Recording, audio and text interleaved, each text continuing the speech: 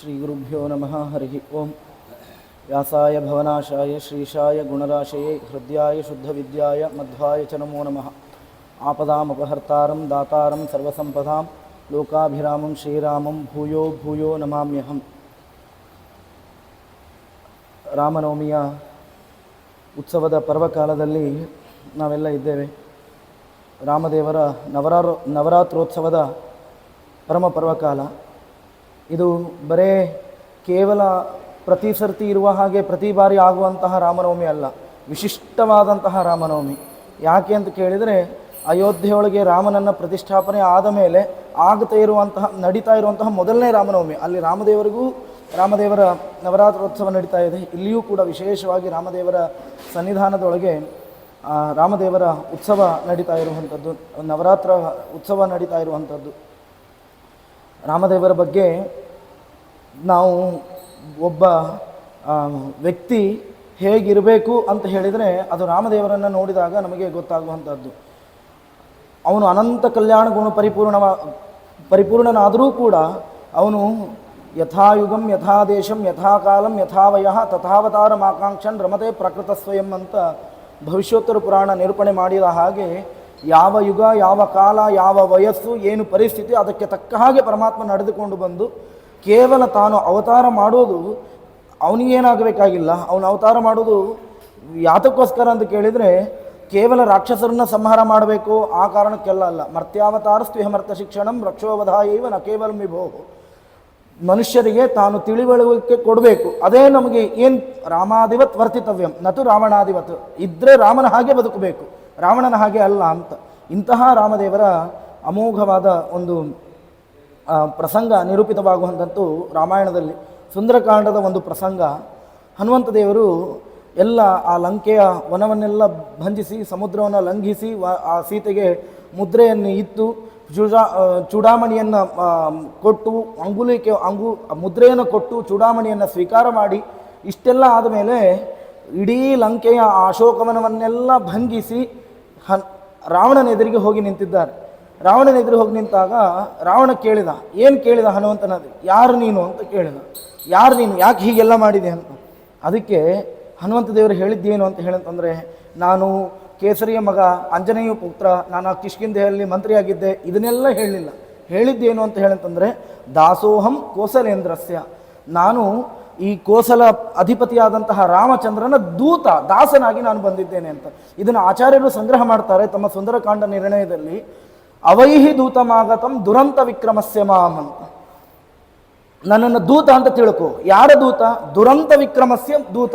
ದುರಂತವಾದ ವಿಕ್ರಮ ಯಾರಿಗಿದೆಯೋ ಅಂತಹ ದುರಂತ ವಿಕ್ರಮನಾದಂತಹ ರಾಮನ ದೂತ ನಾನು ಅಂತ. ಏನು ದುರಂತ ವಿಕ್ರಮ ಅಂತ ಹೇಳಿದಂದರೆ, ಎಣೆಯಿಲ್ಲದ ಶಕ್ತಿ, ಎಣೆಯಿಲ್ಲದ ಅಪರಿಮಿತವಾದಂತಹ ಶಕ್ತಿ, ಅಂತಹ ಶಕ್ತಿಯುಳ್ಳಂತಹ ರಾಮನ ದೂತ ನಾನು ಅಂತ. ಸುಮ್ಮನೆ ಆಚಾರ್ಯರು ಇದನ್ನು, ಮಧ್ವಗುರುಗಳು ಇದನ್ನು ಸುಮ್ಮನೆ ಹೇಳಬೇಕು ಅನ್ನುವ ಕಾರಣಕ್ಕೋಸ್ಕರ ಹೇಳಿದ್ದಲ್ಲ. ಎಷ್ಟು ಸೊಗಸು ತುಂಬಿಟ್ಟಿದ್ದಾರೆ ಅಂತ ಹೇಳಿದಂದ್ರೆ, ಆ ಒಂದು ಪದದೊಳಗೆ ರಾವಣನ ಎದೆ ನಡುಗಬೇಕು. ಆ ಶಬ್ದ ಹೇಳುವಾಗಲೇ, ನಾನು ದುರಂತ ವಿಕ್ರಮನಾದಂತಹ ರಾಮನ ದೂತ ಅಂತ ಹೇಳುವಾಗಲೇ ರಾವಣನ ಎದೆ ನಡುಗಬೇಕು. ಅದಕ್ಕೆ ಆ ಶಬ್ದವನ್ನು ಪ್ರಯೋಗ ಮಾಡ್ತಾರೆ. ಅಲ್ಲಿ ರಾಮಸ್ಯ ಅಕ್ಲಿಷ್ಟ ಕರ್ಮಣ ಅಂತ, ಎಲ್ಲವನ್ನೂ ನಿರಾಯಾಸವಾಗಿ ಕರ್ತವ್ಯ ನಿರ್ವಾಹ ಮಾಡಬಲ್ಲ ಅಂತಹ ರಾಮನ ದೂತ ಅಂತ ರಾಮಾಯಣದಲ್ಲಿದ್ದರೆ, ಅದರ ವ್ಯಾಖ್ಯಾನ ಮಾಡಬೇಕಾದ್ರೆ ಮಧ್ವಗುರುಗಳು ಹೇಳೋದು ದುರಂತ ವಿಕ್ರಮ ಅಂತ ಆ ಶಬ್ದಕ್ಕೆ ವ್ಯಾಖ್ಯಾನವನ್ನು ಮಾಡ್ತಾರೆ. ಏನು ದುರಂತ ವಿಕ್ರಮ ಅಂತ ಹೇಳಂತಂದರೆ, ರಾವಣನಿಗೆ ಹೇಗೆ ನಡಕ ಬರುತ್ತೆ ಆ ಶಬ್ದದಿಂದ ಅಂತ ಹೇಳಂತಂದರೆ, ಹನುಮಂತ ದೇವರು ಹೇಳೋದು, ರಾವಣ ನೀನು ಈ ವಾಲಿ ಅಂತ ನಿನಗೆ ಗೊತ್ತಿದ್ದಾನೆ. ವಾಲಿ ನಿನ್ನ ಅತ್ಯಂತ ಪ್ರಿಯ ಸಖ, ನಿನಗೆ ಭಾರಿ ಪ್ರೀತಿ ಸಖ.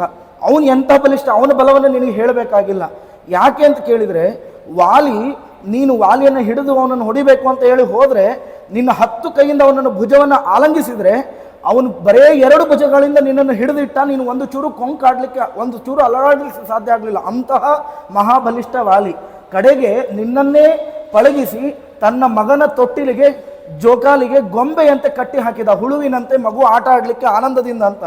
ಆ ವಾಲಿ ಗೊತ್ತಲ್ವ ನಿನಗೆ? ಹೌದು, ವಾಲಿ ಗೊತ್ತಿದ್ದಾನೆ. ವಾಲಿ 7 ತಾಳ ವೃಕ್ಷಗಳಿತ್ತು. ಆ 7 ತಾಳ ವೃಕ್ಷಗಳಲ್ಲಿ ಯಾವುದೋ ಒಂದನ್ನು ಅಲಗಾಡಿಸ್ಲಿಕ್ಕೆ ಮಾತ್ರ ಸಮರ್ಥನಾದವನು. ಅಂತಹ 7 ತಾಳ ವೃಕ್ಷಗಳಲ್ಲಿ 7 ತಾಳ ವೃಕ್ಷಗಳನ್ನು ಒಂದೇ ಬಾಣದಿಂದ ಅದನ್ನೆಲ್ಲವನ್ನೂ ನಾಶ ಮಾಡಿ, ಅವುಗಳನ್ನು ಮುರಿದು ಹಾಕಿ ವಾಲಿಯನ್ನು ಸಂಹಾರ ಮಾಡಿದ್ನಲ್ಲ ಅಂತಹ ವಿಕ್ರಮ ರಾಮನದ್ದು, ಆ ರಾಮನ ದೂತ ನಾನು.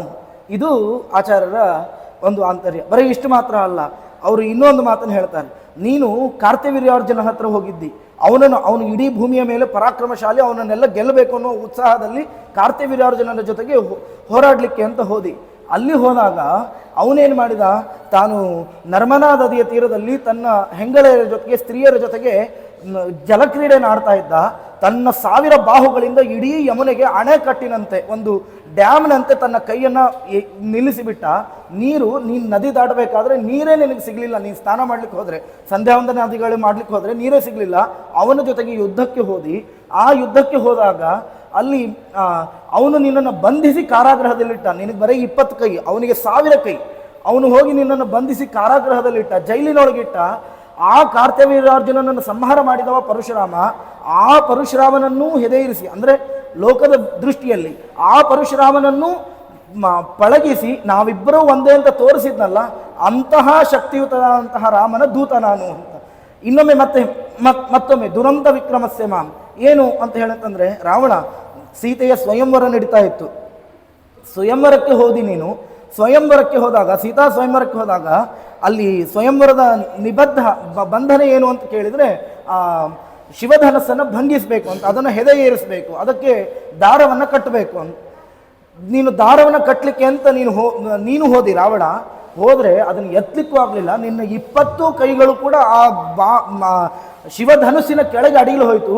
ಮತ್ತೆ ಆ ಶಿವನ ವರಬಲ ಇರುವಂತಹ ಜನಕರಾಜನೇ ಎತ್ತಿ ನಿನ್ನನ್ನು ಮನೆಗೆ ಕಳಿಸ್ಬೇಕಾಯಿತು. ನೆನಪಿದೆ ಅಲ್ವಾ ಅಂತ. ಆ ಶಿವಧನಸ್ಸನ್ನು ಭಂಗಿಸಿ ಸೀತೆಯನ್ನು ಕೈ ಹಿಡಿದು ಬಂದಂತಹ ದುರಂತ ವಿಕ್ರಮನಾದ ರಾಮನ ದೂತ ನಾನು ಅಂತ. ಹೀಗೆ ಹನುಮಂತ ತನ್ನ ಪರಿಚಯನ ಮಾಡಿಕೊಂಡಿದ್ದು. ಎದೆ ನಡುಗಬೇಕು ರಾವಣನಿಗೆ. ಹೀಗೆ ನಾವು ಇದನ್ನು ಯಾಕೆ ಅಂತ ಹೇಳ್ತಂದರೆ, ಒಬ್ಬ ರಾಮದೇವರ ಅವರ ಶಕ್ತಿ ಎಂಥದ್ದು, ಅಪರಿಮಿತವಾದ ಶಕ್ತಿ ಎಂಥದ್ದು ಅನ್ನೋದು ಒಂದು ನಮಗೆ ಇಲ್ಲಿ ಗುಣ ಗೊತ್ತಾಗೋದಾದರೆ, ನಾವು ನಮ್ಮಲ್ಲಿ ಯಾವತ್ತಿಗೂ ಯಾವ ಭಾವ ನಮ್ಮಲ್ಲಿ ಜಾಗೃತವಾಗಿರಬೇಕು. ಬರೇ ನಾವು ನಂದು ಅಂತ ಹೇಳಿ ಎಲ್ಲವನ್ನೂ ಕೂಡ ಕೇವಲ ನಾನೇ ಮಾಡಿದೆ ಅಹಂಭಾವವೇ ನಮಗೆ ಹೆಚ್ಚು. ಎಲ್ಲವನ್ನೂ ನಾನು ಮಾಡಿದೆ ಅಥವಾ ನನ್ನಿಂದ ಆಯಿತು ಅನ್ನುವಂಥ ಅಹಂಭಾವ ಹೆಚ್ಚು. ಆದರೆ ಹನುಮಂತ ದೇವರು ತೋರಿಸ್ಕೊಡ್ತಾರೆ, ಇದು ನಾನು ಮಾಡಿದ್ದಲ್ಲ, ಒಳಗೆ ನಿಂತು ದೇವರು ಮಾಡಿಸಿದ್ದು ಅಂತ. ಏನು ಬೇಕಾದರೂ ಸಕಲ ಕರ್ಮಗಳನ್ನು ಏನು ಮಾಡುವ ಕರ್ಮಗಳ ಆನೆ ಮಾಡುವೆ ನೆಂಬವಾಧಮ, ಹೀನ ಕರ್ಮಕ್ಕೆ ಪಾತ್ರನ ಪುಣ್ಯಕ್ಕೆ ಹರಿಯೆಂಬ ದ್ವಂದ್ವಗಳ ಸದಾನುರಾಗದ ಶ್ರೀನಿವಾಸನಿಗೊಪ್ಪಿಸಲು ಪರಮಾತ್ಮ ಅದನ್ನು ತಾನು ಸ್ವೀಕಾರ ಮಾಡಿಕೊಳ್ತಾನೆ ಅಂತ. ತಾನು ಮಾಡುವಂತಹ ಪ್ರತಿಯೊಂದು ಕರ್ಮ, ಅದು ಪಾಪವೋ ಪುಣ್ಯವೋ ಮತ್ತೊಂದು ಏನು ಬೇಕಾದರೂ ಆಗಿರಲಿ, ಅದೆಲ್ಲವನ್ನೂ ಕೂಡ ದೇವರಿಗೆ ಸಮರ್ಪಣೆ ಮಾಡಬೇಕು ಅಂತ. ಕೆಲವರಿಗೆ ಪಾಪವನ್ನು ಹೇಗೆ ಸಮರ್ಪಣೆ ಮಾಡೋದು ಅಂತ ಇಲ್ಲ, ಶಾಸ್ತ್ರಗಳು ಹೇಳ್ತವೆ. ಪಾಪ ಕಾರ್ಯಗಳಾದರೂ ಚಿಂತೆ ಇಲ್ಲ, ಅದನ್ನು ದೇವರಿಗೆ ಸಮರ್ಪಣೆ ಮಾಡಬೇಕು. ಅದರೊಳಗೆ ಏನು ಸ್ವೀಕಾರ ಮಾಡಬೇಕು ಅದನ್ನು ಸ್ವೀಕಾರ ಅವನು ಅದನ್ನು ಮಾಡಿ ಅದನ್ನು ನಮಗೇನು ಉಣಿಸ್ಬೇಕು ಅದನ್ನು ಉಣಿಸ್ತಾನೆ. ಹಾಗಾಗಿ ಈ ಜಾಗೃತಿ ನಾನಲ್ಲ, ಎಲ್ಲವನ್ನೂ ಮಾಡುವವನು ನಾನಲ್ಲ, ಒಳಗಿರುವಂತಹ ಪರಮಾತ್ಮ ತಾನು ಎಲ್ಲವನ್ನೂ ತಾನು ಮಾಡಿಸ್ತಾ ಇದ್ದಾನೆ ಅಂತ ಈ ಅನುಸಂಧಾನ ನಮಗೆ ಇರಬೇಕು ಅನ್ನೋದಕ್ಕೆ ಜ್ವಲಂತವಾದ ಸಾಕ್ಷಿ. ಈ ಎಚ್ಚರ ಇತ್ತು ಅಂತ ಹೇಳಿಂತಂದಾಗ ಮಾತ್ರ ನಾವು ಶುದ್ಧವಾಗಿ ಜೀವನವನ್ನು ನಡೆಸಲಿಕ್ಕೆ ಸಾಧ್ಯ, ಪರಮಾತ್ಮ ತೃಪ್ತಿಯಾಗಲಿ ಅನ್ನುವ ಭಾವದಿಂದ ಜೀವನವನ್ನು ನಡೆಸಲಿಕ್ಕೆ ಸಾಧ್ಯ ಅನ್ನುವಂತಹ ಸಂದೇಶವನ್ನು ಹನುಮಂತ ದೇವರು ಕೊಟ್ಟಿರುವಂಥದ್ದು. ಒಂದು ರಾಮಾಯಣದ ಒಂದು ವಿಶಿಷ್ಟವಾದ ಒಂದು ಮಾತಿದೆ. ರಾಮದೇವರ ಕೃಪಾದೃಷ್ಟಿ ಹೇಗಿರಬೇಕು ಅಂತ.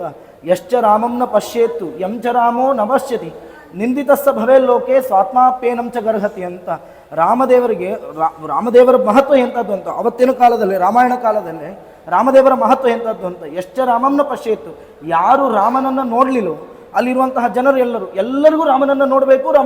ಅಷ್ಟು ಚಂದ ಮನೋಹರವಾದ ರೂಪ ರಾಮದೇವರದ್ದು. ಹಾಗಾಗಿ ಎಲ್ಲರಿಗೂ ಕೂಡ ರಾಮನನ್ನು ನೋಡಬೇಕು ಅಂತ. ಯಾರು ರಾಮನನ್ನು ನೋಡಲಿಲ್ಲ ಅಥವಾ ನಮಗೆ ನೋಡ್ಲಿಕ್ಕೆ ಆಗದೆ ಹೋದರೂ ಸರಿ ಇಲ್ಲ, ತೊಂದರೆ ಇಲ್ಲ, ರಾಮದೇವರಾದರೂ ನಮ್ಮನ್ನು ನೋಡಬೇಕು ಅಂತ. ಯಂಚ ರಾಮೋ ನ ಪಶ್ಯತಿ, ಎರಡೂ ಆಗದೆ ಹೋದರೆ ನಿಂದಿತ ಸಭೆ ಲೋಕದೊಳಗೆ ಎಲ್ಲರೂ ಕೂಡ ಅವನನ್ನು ಬೈತಿದ್ದಾನೆ. ನೀ ರಾಮನನ್ನು ನೋಡಲಿಲ್ವಾ ಅಂತ.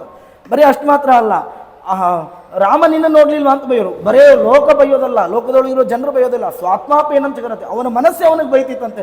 ಎಂಥ ದುರದೃಷ್ಟವಂತ ನೀನು, ರಾಮನನ್ನೇ ನೀನು ನೋಡಲಿಲ್ಲಪ್ಪ, ನೀನು ರಾಮನನ್ನೇ ನೋಡಲಿಲ್ಲ, ರಾಮ ನಿನ್ನನ್ನು ನೋಡಲಿಲ್ಲ ಅಂತ. ಹೀಗೆ ಅಂತಹ ರಾಮದೇವರ ದೃಷ್ಟಿ ಅದು ಎಲ್ಲರ ಮೇಲಿಗೂ ಕೂಡ ಯಾವತ್ತಿಗೂ ಇರುವಂಥದ್ದು.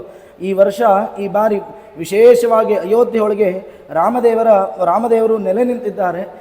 ಇಲ್ಲಿ ನಿತ್ಯವೂ ರಾಮದೇವರಿಗೆ ನಿತ್ಯ ಉತ್ಸವ. ಅಂತಹ ನಿತ್ಯ ಉತ್ಸವನಿಗೆ ಇವತ್ತು ಮತ್ತೆ ಮಹೋತ್ಸವ. ಹಾಗಾಗಿ ಆ ರಾಮದೇವರ ದೃಷ್ಟಿ ಎಲ್ಲ ಭಗವದ್ಭಕ್ತರ ಮೇಲೆ, ಎಲ್ಲ ಸಜ್ಜನರ ಮೇಲೆ ಬೀಳಲಿ, ನಮ್ಮ ಇಡೀ ದೇಶದ ಮೇಲೆ, ಜಗತ್ತಿನ ಮೇಲೆ ಬಿದ್ದು ಲೋಕ ಕಲ್ಯಾಣವಾಗಲಿ ಅಂತ ಪ್ರಾರ್ಥನೆ ಮಾಡಿ ಎಲ್ಲರಿಗೂ ಜ್ಞಾನಭಕ್ತ ವೈರಾಗ್ಯಗಳನ್ನು ದೇವರು ರಾಮದೇವರು ಜ್ಞಾನ ಶರಗಳನ್ನು ಹಿಡಿದಂತಹ ದುಷ್ಟರನ್ನು ತಿದ್ದಲಿಕ್ಕೆ, ಸಜ್ಜನರಿಗೆ ಜ್ಞಾನವನ್ನು ಕೊಡಲಿಕ್ಕೆ ಜ್ಞಾನ ಶರಗಳನ್ನು ಹಿಡಿದಿರುವಂತಹ ರಾಮದೇವರು ರಾಮದೇವರು ಅನುಗ್ರಹ ಮಾಡಲಿ ಅಂತ ಪ್ರಾರ್ಥನೆ ಮಾಡಿ ಎರಡು ಮಾತುಗಳು ಶ್ರೀಕೃಷ್ಣ ಅರ್ಪಣಮಸ್ತು. ಮನಸೇಂದ್ರಿಯ ಬುದ್ಧ್ಯಾತ್ಮನಾಮ ಪ್ರಕೃತೆ ಸ್ವಭಾವಾತ್ ಕರೋಮಿ ಯದ್ಯತ್ ಸಕಲಂ ಪರಸ್ಮೈ ನಾರಾಯಣೇತಿ ಸಮರ್ಪಯಾಮಿ.